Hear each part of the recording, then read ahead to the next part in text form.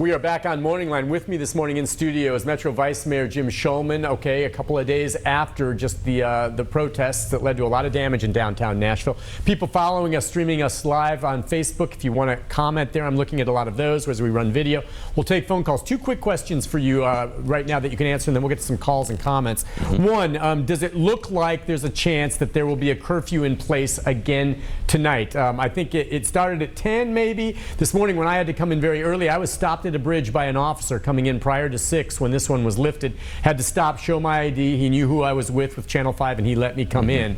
But do you think that's going to be carried over again for another day? So if you notice on the first night, it started at 10 and went until I think 6 a.m. in the morning.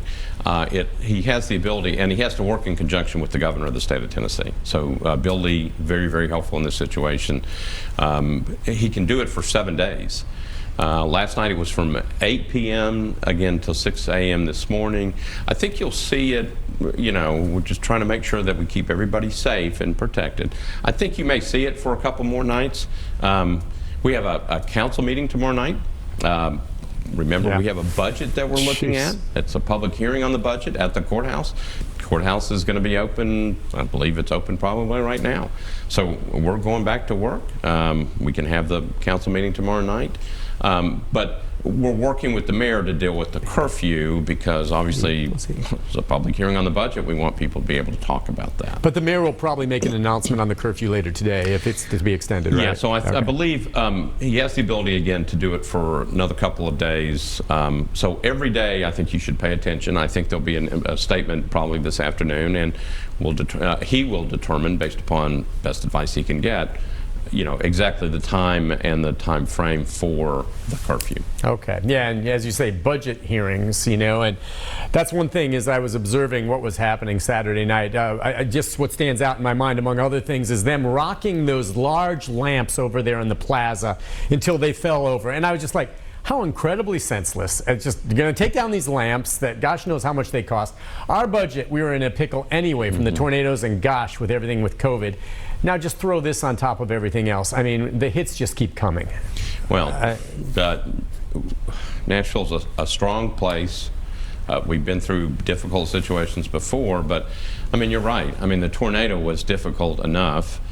Now you've got, you know, we're still in the middle of a pandemic, and now we've got this situation, and people doing damage to the courthouse. I mean, the sad thing, Nick, is that that building belongs to all of us. It is City Hall. It is the building that belongs to the people of Nashville, and to deface it, to take the memorial plaque that recognizes Diane Nash and you know, the civil rights, and to break it into pieces. The irony in that. And then to use the pieces and throw them through the courthouse windows. Yeah.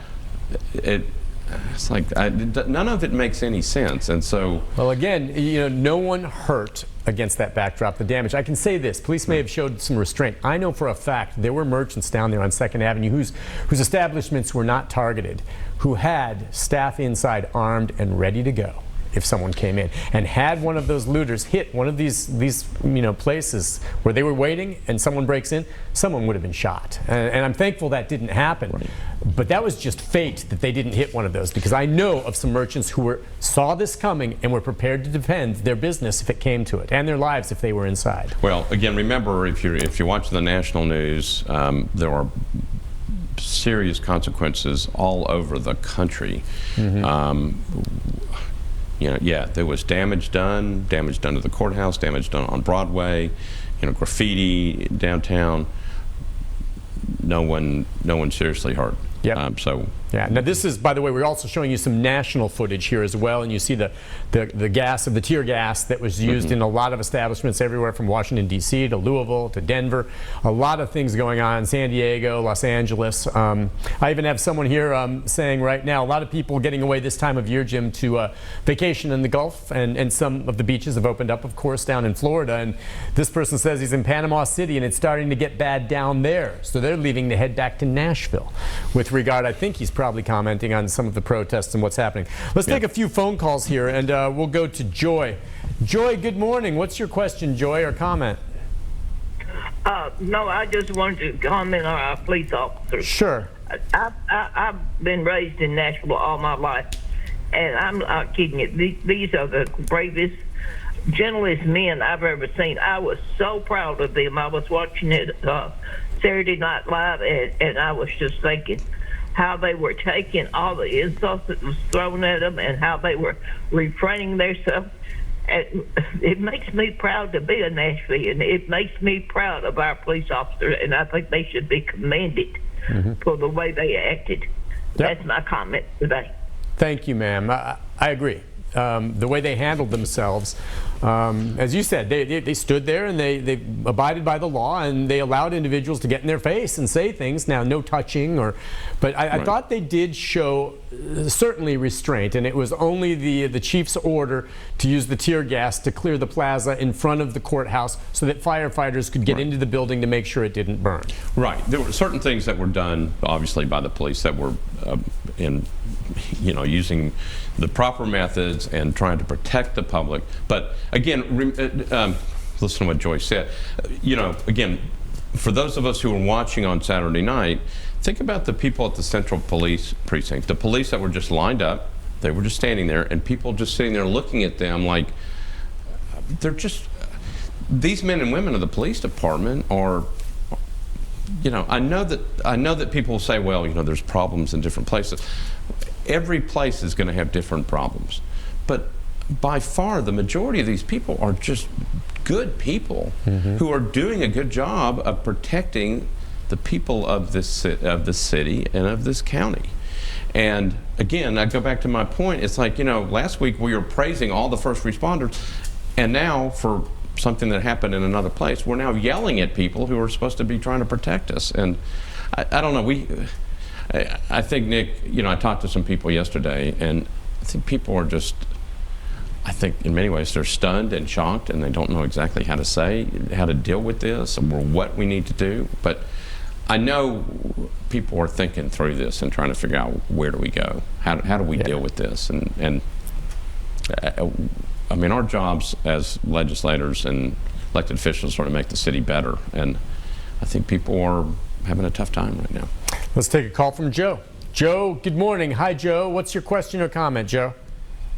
Just the previous caller, I agree with her 100%. And most of what y'all said this morning. But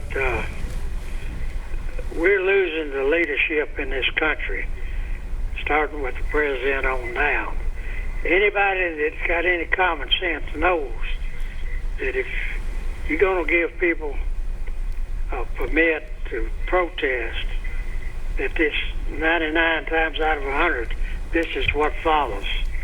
And the problem is, I've heard 2 or 3 of even my councilmen stated that this was not a bad thing, that happened.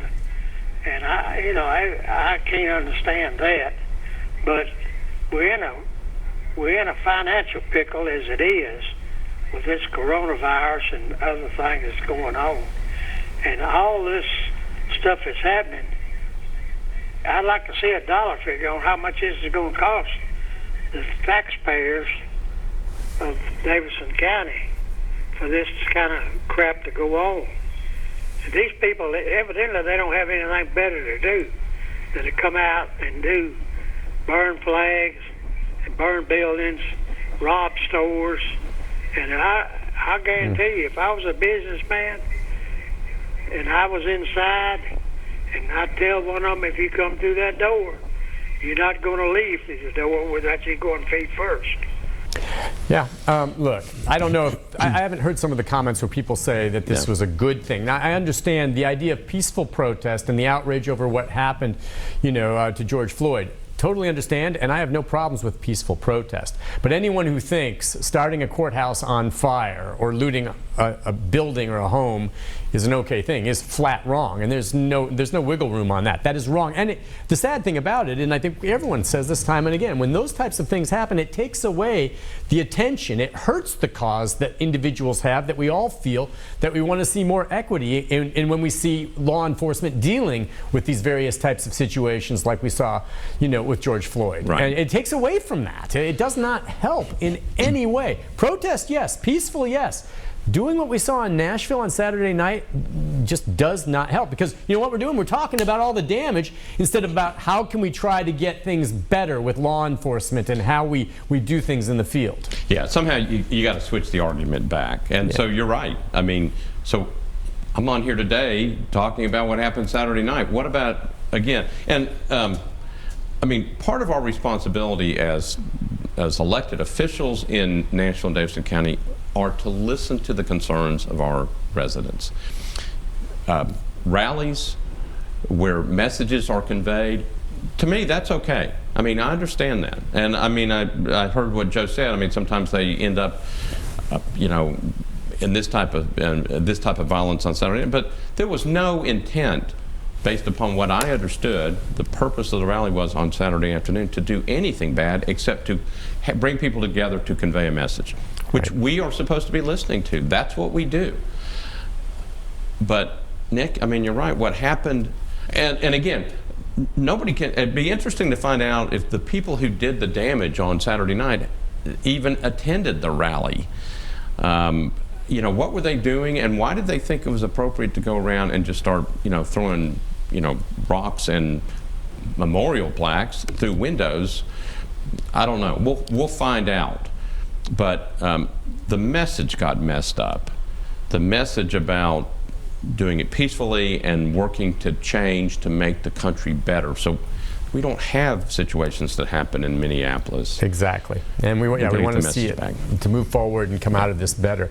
Listen, Vice Mayor Shulman, thank you for joining this morning. We've got another guest coming on, but I know you're going to come back with us tomorrow, and invite you back, of course, as always. And maybe between now and then you'll learn more. We'll have more information on budget and cost and damage, and we may see if there's more arrests, and maybe you can learn more about what happens with the curfews moving forward. But really appreciate you coming on and talking about this. It's an important thing and a lot of people following right now. Thank you, Nick. It is important, and everybody needs to stay safe. Yeah, listen, we'll see you again tomorrow. You be safe. We'll take a break. When we come back, we are going to be continuing the conversation with the vice chair of the Tennessee Black Caucus. All right, Rick Staples, the representative, will be joining us. His take on what he sees happening and where we go moving forward. We'll take more of your comments on Facebook and on the phone as well right after this. Stay with us.